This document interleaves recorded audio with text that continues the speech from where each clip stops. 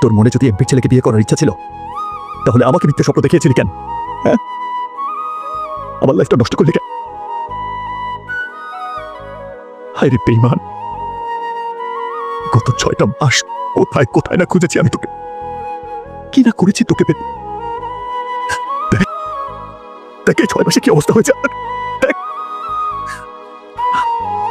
আর এতদিন পরে এসে বললি সব ভুলে নতুন জীবন শুরু করবি।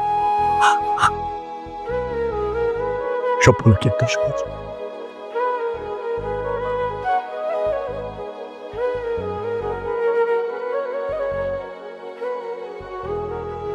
তুই নেক্সট মান্থে লন্ডন চলে যাবি, ঠিক আছে?